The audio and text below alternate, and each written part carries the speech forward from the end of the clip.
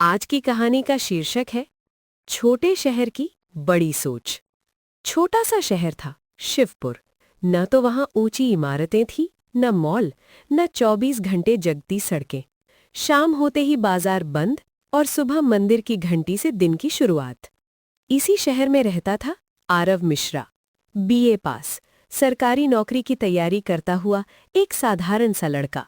शिवपुर में कहावत मशहूर थी, यहाँ सपने मत देखो, यहाँ निभाए जाते हैं। और यही बात आरव को सबसे ज्यादा चुभती थी। आरव के पिता रमेश मिश्रा नगर पालिका में क्लर्क थे। ईमानदार आदमी, लेकिन समाज के डर में जीने वाले। बेटा, ज्यादा सोच विचार मत कर, नौकरी लग जाए, शादी हो जाए, बस यही जिंदगी है।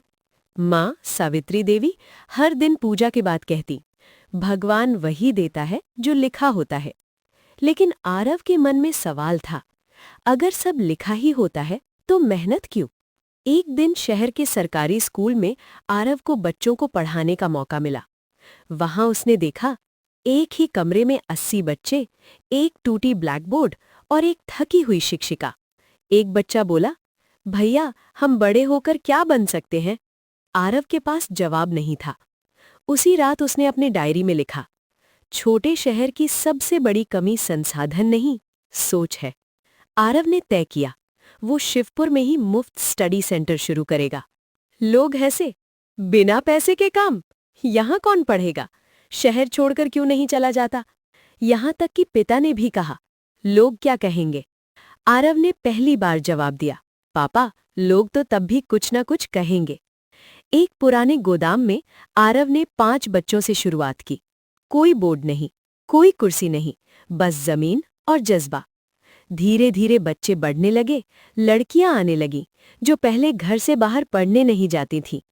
एक माँ बोली, हमने सोचा ही नहीं था बेटी भी कुछ कर सकती है।